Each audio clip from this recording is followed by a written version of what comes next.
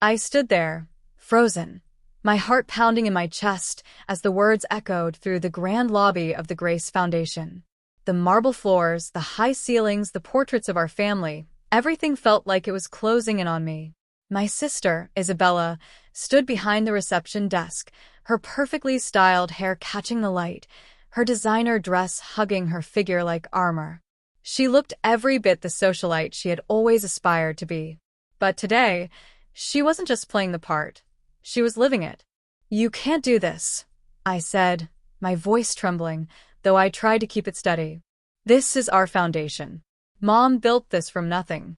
You can't just walk in here and take over." Isabella smirked, her red lips curling into a cold, calculated smile. She held up a stack of papers, waving them like a victory flag. "Actually, Sophia, I can. As the new executive director, I have full authority to make any changes I see fit. And right now, that means removing anyone I deem disruptive." She paused, letting the word hang in the air like a threat. "And that, dear sister, is you." My name is Sophia Grace, and at 31, I was being kicked out of the very foundation my mother had poured her heart and soul into. The foundation that had been my second home since I was old enough to understand what it meant to help others. The place where I had worked alongside my mother for over a decade, helping her grow it into one of the most respected charitable organizations in the city. 2 security guards flanked me, their presence a silent reminder that Isabella wasn't bluffing. Behind them, the staff, people I had worked with for years, people who had become like family, stood in shocked silence. No one dared to speak up. No one wanted to risk their job. "This is Mom's legacy," I said, my voice breaking. "You can't just erase everything she built." Isabella's smile didn't waver. "Mom's gone, Sophia. She's been gone for 6 months. It's time for a change. The board agrees with me. We need fresh ideas, new energy. Not the same tired programs you and Mom clung to." I felt my chest tighten at her words. Isabella had never understood the Foundation's mission. She had never cared about the people we helped. To her, it was just another asset, another way to elevate her status among her wealthy friends. While I had spent years working late nights, writing grant proposals, and organizing fundraisers, Isabella had been busy attending galas and launching failed business ventures. And yet, somehow, in the months since Mom's passing, she had managed to charm her way onto the board and convince them that she was the future the foundation needed. "The literacy program helps thousands of kids every year," I argued, my voice rising. "The job training initiative has lifted entire families out of poverty. These aren't tired programs, Isabella. They're lifelines." Isabella rolled her eyes, her perfectly manicured nails drumming against the desk. "Boring," she said, her tone dripping with disdain. "We need glamour, Sophia. Galas, social media presence, partnerships with luxury brands. These people need to learn to help themselves." Before I could respond, she nodded to the security guards. "Please escort my sister out. And make sure to take her access card." One of the guards reached for my arm, but I jerked away. "I can walk myself out," I said, my voice steady despite the storm raging inside me. I pulled my access card from my lanyard and placed it on the desk, careful not to let Isabella see how badly my hands were shaking. But as I turned to leave, I paused at the entrance. The morning sunlight streamed through the glass doors, illuminating the large portrait of our mother that hung in the lobby. Mom's kind eyes seemed to watch the scene unfold, her gentle smile unchanged. Isabella was already instructing the maintenance staff to take the portrait down. What Isabella didn't know, what none of them knew, was that Mom had prepared for something like this. 3 weeks before her cancer took her from us, she had called me to her hospital room late one night, when Isabella was at some charity gala. "Sophia," she had said, her voice weak, but her eyes sharp as ever. "I need you to listen carefully. There's a letter in my safety deposit box. Isabella doesn't know about it.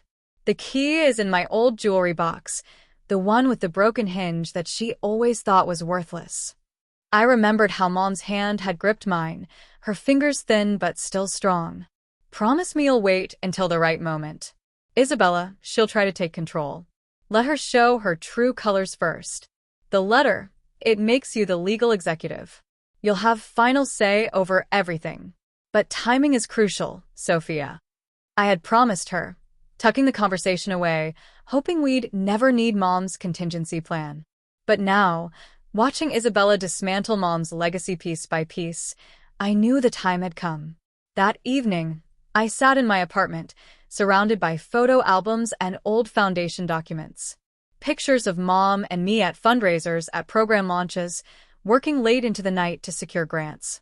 Isabella appeared in very few of them, usually just the publicity shots, always positioned front and center despite her minimal involvement. My phone buzzed continuously with messages from foundation staff. Sarah from accounting was worried about Isabella's plans to redirect funds from education programs to social media initiatives. James from program development had already been let go, replaced by one of Isabella's friends from her socialite circle. Even Carol, Mom's secretary of 15 years, was updating her resume. I picked up my phone and called David Harrison, Mom's longtime lawyer and friend. He answered on the second ring. "I was wondering when I'd hear from you," he said, his familiar voice bringing tears to my eyes. "I saw Isabella's press release about the foundation's exciting new direction," I said, wiping my eyes. "She's destroying everything Mom built." "It's time, David. Mom's letter. I need your help." There was a pause on the other end. "You know this will cause a major upheaval. Isabella won't take it quietly." "I know," I said, my voice firm. "But Mom trusted me to protect her legacy. I won't let her down." "All right," David said, his tone shifting to professional. "Give me a week to review everything and prepare the necessary documents. In the meantime, document everything Isabella does. Every change, every decision, every penny spent. We'll need it all." After hanging up, I pulled out my laptop and began writing. Every memory of the foundation's early days, every successful program, every life changed, Mom's vision, her dedication, her unwavering belief in helping others help themselves. I worked through the night, the words flowing like a testimony to everything Isabella was trying to erase. The next week passed in a blur of activity. Isabella wasted no time implementing her changes. The foundation's website was redesigned with glamorous photos of her at social events.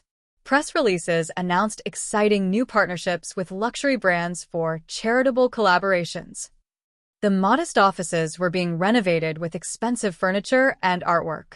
Through it all, I kept my distance, gathering information from loyal staff members who were increasingly alarmed by Isabella's leadership. She had no real understanding of how a charitable foundation operated, no interest in the actual work of helping people. To her, it was just another social platform, a way to elevate her status among her wealthy friends. Finally, David called. "Everything's ready," he said. "The timing is perfect. Isabella's called a full board meeting for tomorrow to announce her complete rebranding of the foundation, including removing your mother's name entirely." My hand tightened around the phone. "She's what?" "She's renaming it the Isabella Grace Foundation for Social Innovation. The paperwork's already been drawn up." I closed my eyes, feeling a calm certainty settle over me. "What time is the meeting?" 9 a.m. "I'll be there as the foundation's legal counsel. You should come too. I believe you'll find it very interesting." That night, I couldn't sleep. I kept thinking about Mom, about all the nights I found her at the foundation, past midnight, reviewing grant applications or writing proposals. About the time she sold her car to keep the literacy program running during a funding gap.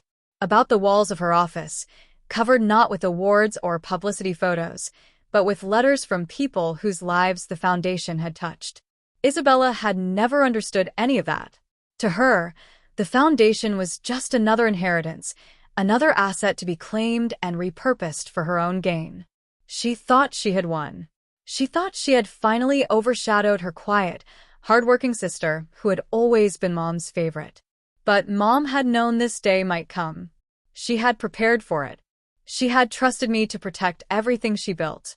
And tomorrow, Isabella would learn that some things couldn't be bought, couldn't be charmed away, couldn't be redesigned with a fresh coat of paint and a new logo. I arrived at the foundation early the next morning, dressed in the suit Mom had given me for my first day as program director.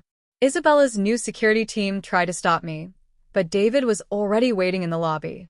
"She's with me," he said firmly, showing his credentials. "And she has every right to attend this meeting." We took the elevator to the top-floor conference room. Through the glass walls, I could see the board members gathering, Isabella holding court at the head of the table. She faltered slightly when she saw me enter with David, but quickly recovered, her practiced smile never wavering. "Sophia, dear," she said, her voice syrupy sweet. "This is a closed board meeting. You're no longer an employee here, remember?" David stepped forward, placing his briefcase on the table. "Actually, Miss Sophia Grace has every right to be here. In fact, this meeting cannot proceed without her." Isabella's smile slipped just a fraction. "What are you talking about? I'm the executive director. I called this meeting." David began removing documents from his briefcase. "Before we begin, there's something the board needs to see. A letter written by Eleanor Grace 3 weeks before her death, properly notarized and lodged with my office."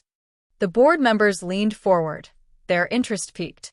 Isabella's smile was gone completely now, replaced by a look of uncertainty I hadn't seen since we were children. "What letter?" she demanded. "If Mom had written something important, I would have known about it." I finally spoke, my voice clear and strong in the quiet room. "No, Isabella. For once, this was something Mom didn't want you to know about. At least, not until now." David held up a sealed envelope, Mom's familiar handwriting visible on the front. "Shall we begin?" Isabella's face had gone pale, but she wasn't done fighting. Not yet. But as I watched David break the seal on Mom's letter, I knew that everything was about to change. Mom's final lesson was about to be delivered, and this time, Isabella would have no choice but to learn it. The room fell silent as David began to read, and I thought I could almost hear Mom's voice in the words, strong, clear, and full of purpose, just as she had always been. Isabella was about to learn that some legacies can't be rebranded, some values can't be repackaged, and some trusts, once broken, come with consequences that no amount of social media influence can fix. I settled into my chair, ready to watch Mom's careful planning unfold. Isabella had forgotten one crucial detail about her mother. She had always played the long game, always seemed further ahead than anyone expected. And now, even from beyond, she was about to teach her eldest daughter the most important lesson of all. To the board of directors of the Grace Foundation, David's voice carried clearly through the hushed conference room. "I, Eleanor Grace, being of sound mind, write this letter to ensure the future of the foundation I have built and the people we serve." Isabella shifted in her chair, her perfectly manicured nails drumming anxiously on the polished table surface. The board members leaned forward, their attention fixed on David. "In the event of my death, while my daughter Isabella may hold a position within the foundation, all final executive decisions and legal authority over the foundation's direction, programs, and assets are to be held by my daughter Sophia Grace, who has worked alongside me for the past decade and understands the true mission of our work." The silence in the room was deafening. Isabella's face had gone from pale to red, her composure cracking. "This is ridiculous," she sputtered. "That letter could be forged. Mom would never." David continued smoothly. "The letter has been notarized, witnessed, and legally verified." Furthermore, he pulled out another document. Mrs. Grace amended the foundation's bylaws 3 months before her passing. These amendments, which were properly filed but held in trust until today, require all major organizational changes to be approved by the designated executive authority, which this letter establishes as Sophia. I watched as the weight of understanding settled over the room. Every change Isabella had made, every program she cut, every new initiative she launched, all of them required my approval to be valid. "This is the first stage of documentation," David said, laying out more papers. "I have here a complete record of all organizational changes made in the past 3 months, changes that were implemented without proper authority and are therefore invalid under the Foundation's bylaws." Isabella shot to her feet, her chair scraping back. "You can't do this." "The board approved everything. We voted." "The board," David replied calmly, voted on proposals that required additional approval to be implemented, approval that was never obtained. One of the board members, Mr. Richardson, cleared his throat. Are you saying all our recent decisions are void? Not all. I spoke up for the first time. The essential programs, the literacy initiative, job training, community outreach, those can continue. They were established under Mom's leadership and already had proper approval. But the recent changes, I picked up a glossy brochure promoting Isabella's rebranding. These will need to be reviewed and reversed where necessary. Isabella's eyes narrowed. You planned this. You sat back and watched me make changes just so you could swoop in and destroy everything. No, Isabella, I said quietly. Mom planned this. She knew you'd try to turn the foundation into another one of your social projects. She knew you'd never understand what we really do here unless you were forced to learn. I stood up, walking to the wall where photographs of our program recipients hung. Families who had found housing through our initiatives, children who had learned to read in our after-school programs, elderly residents who had received care through our community health services. This isn't about galas or social media followers or putting your name on a building, I continued. It's about the people we help, the lives we change. Mom tried to teach you that your whole life, but you never wanted to learn. So, she left you one final lesson. Isabella's lawyer, a sleek man in an expensive suit, leaned forward. We could challenge this in court. A letter and some bylaws.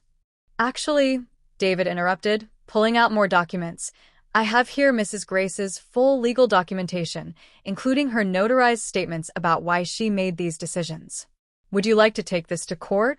Make it public record how Isabella tried to dismantle a respected charitable foundation for her own gain? I'm sure the media would find it fascinating. Isabella's lawyer sat back, his expression grim. He knew, as we all did, that a public legal battle would destroy Isabella's carefully cultivated social image. The staff. Isabella tried one last angle. I've already replaced key personnel. Legally, David interjected, without proper authority, those terminations are void. The staff members who were let go have the right to return to their positions, should they choose to do so. I picked up my phone, sending a quick message. Moments later, the conference room door opened. James from Program Development walked in, followed by Carol and several other fired employees. They took their places along the wall, a quiet statement of resilience. Now, I said, taking the seat at the head of the table, my mother's old seat, let's talk about how we're going to fix this. The room was silent, the weight of the moment pressing down on everyone. The board members exchanged uneasy glances, their confidence in Isabella's leadership now shattered. Isabella herself sat frozen, her face pale, her hands gripping the edge of the table as if it were the only thing keeping her upright.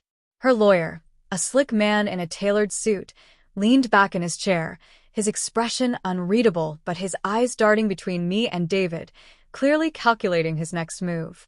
David stood at my side, his presence steady and reassuring. He placed a stack of documents on the table, each one meticulously prepared. Before we proceed, he said, his voice calm but firm, I want to remind everyone that this foundation was built on the principles of integrity, compassion, and service. Mrs. Eleanor Grace's vision was never about personal gain or public image. It was about helping those who needed it most. And that's what we're going to return to. I glanced around the table, meeting the eyes of each board member. Some looked ashamed, others relieved, but all of them were listening.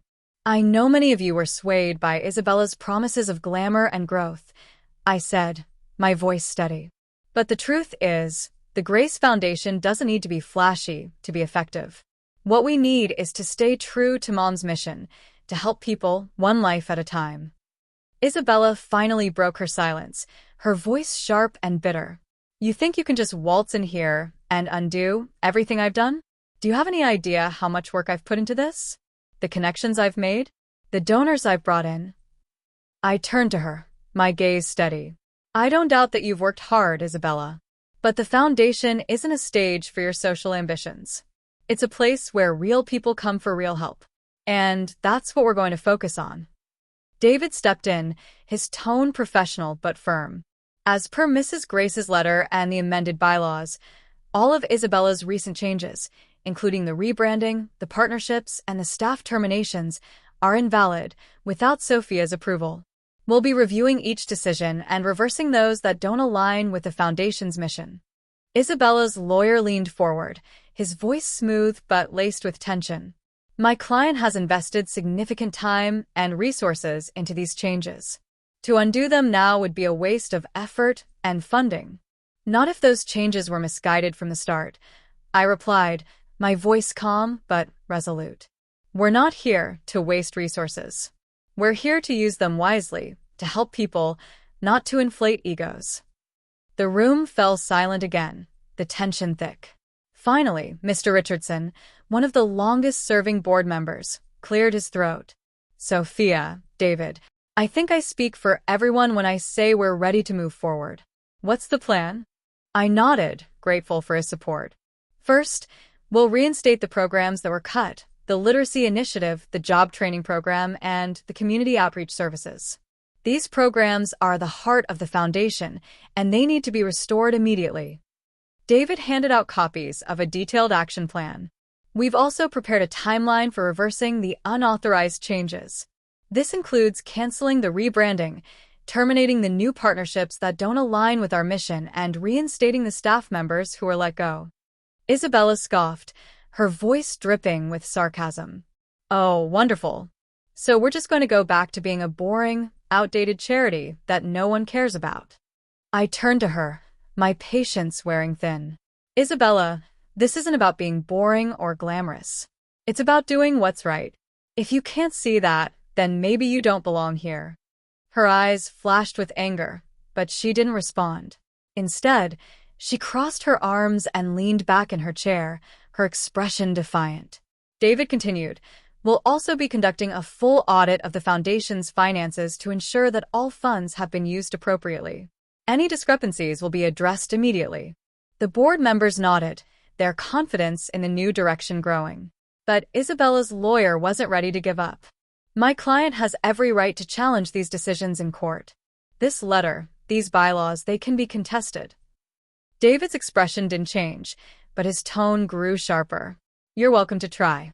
But I should warn you, Mrs. Grace's legal documentation is ironclad.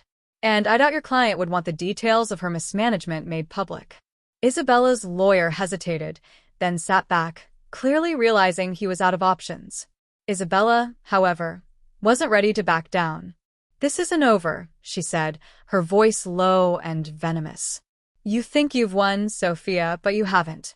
Not yet. I met her gaze, my resolve unwavering. This was never about winning, Isabella. It's about doing what's right. And if you can't see that, then you've already lost. The meeting continued for another hour, with David and I outlining the steps needed to restore the Foundation to its former glory. The board members, now fully on board, asked questions and offered suggestions, their enthusiasm growing as they realized the impact of the changes we were proposing. But as the meeting drew to a close, I couldn't shake the feeling that Isabella wasn't done. Her silence was unnerving, her defiance unsettling. I knew her too well to believe she would simply walk away. As the board members filed out of the room, I stayed behind, gathering my notes and preparing for the next steps. David lingered as well, his expression thoughtful. You handled that well, he said, his voice low. But keep your guard up. Isabella isn't going to take this lying down. I nodded, my mind racing. I know. But for now, we need to focus on fixing what's been broken. The Foundation comes first. David smiled, a hint of pride in his eyes. Your mother would be proud of you, Sophia.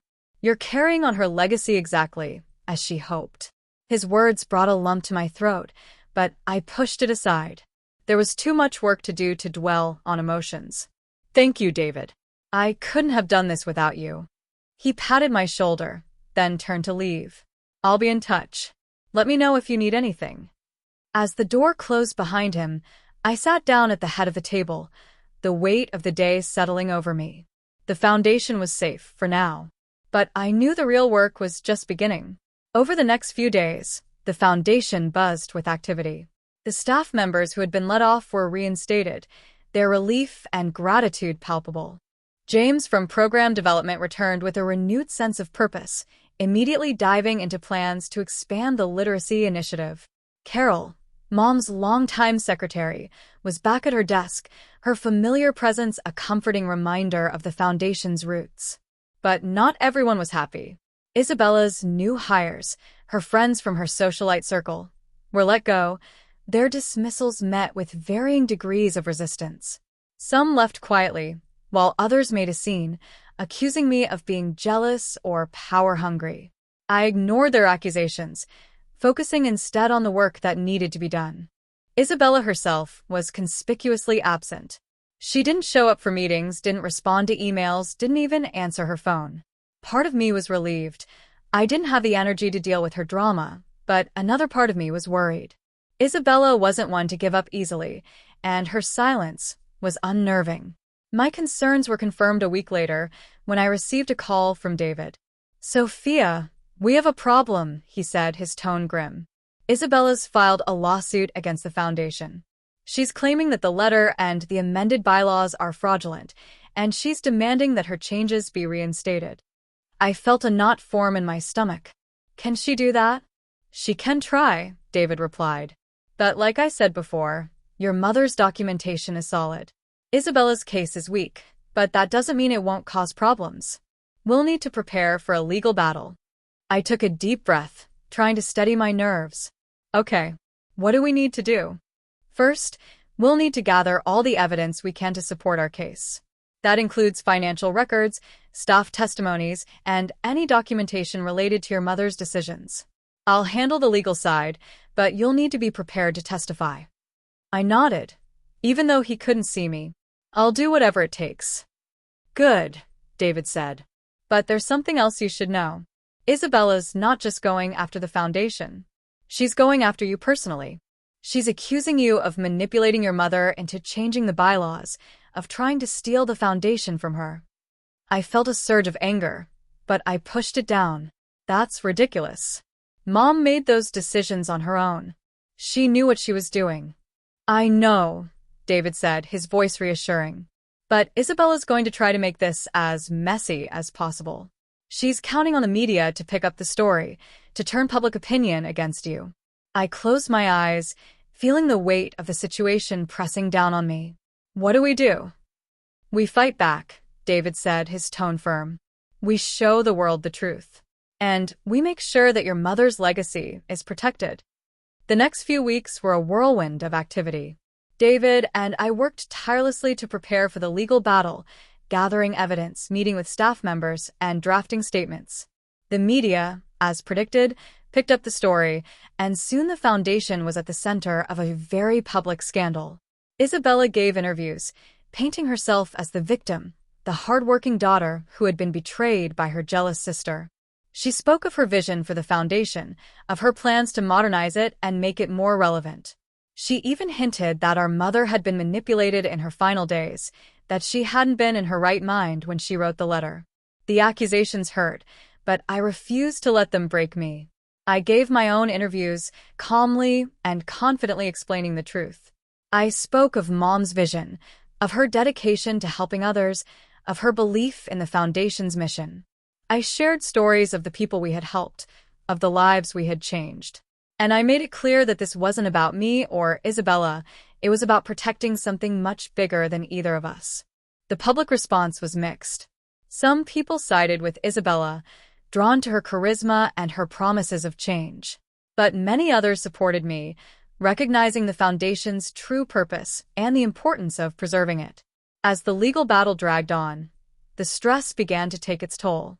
I barely slept, my mind constantly racing with thoughts of what might happen next. But through it all, I held on to one thing: Mom's belief in me. She had trusted me to protect her legacy, and I wasn't going to let her down. Finally, the day of the court hearing arrived. The courtroom was packed, the air thick with tension. Isabella sat on one side of the room, her lawyer by her side, her expression cold and determined. I sat on the other side, David at my side, my heart pounding but my resolve unshaken. The hearing began, and David presented our case with precision and clarity. He outlined Mom's decisions, the legal documentation, and the Foundation's mission. He called witnesses, staff members, board members, even some of the people we had helped, all of whom testified to the Foundation's impact and the importance of preserving it. Isabella's lawyer fought back, trying to cast doubt on Mom's letter and the amended bylaws. He questioned witnesses, trying to find inconsistencies, but David was always one step ahead, countering every argument with facts and evidence. Finally, it was my turn to testify. I took the stand, my hands trembling but my voice steady. I spoke of Mom, of her vision, of her trust in me. I spoke of the Foundation, of the lives we had changed, of the importance of staying true to our mission. And I spoke of Isabella, not with anger or bitterness, but with sadness. This was never about power or control, I said, my voice breaking slightly. It was about doing what's right, about protecting something that means so much to so many people. And I hope, someday, Isabella will understand that. The courtroom was silent as I stepped down from the stand. Even Isabella looked shaken, her usual confidence faltering. The judge's ruling came a week later. Isabella's lawsuit was dismissed, the court upholding Mom's letter and the amended bylaws. The Foundation was safe, its mission preserved. Isabella didn't take the news well. She stormed out of the courtroom, her lawyer scrambling to keep up. I didn't try to stop her. I knew she needed time to process everything, to come to terms with what had happened. As for me, I returned to the Foundation, ready to continue the work that Mom had started. The staff greeted me with cheers and applause, their relief and gratitude evident. But I knew the real victory wasn't in the courtroom. It was in the lives we were changing every day.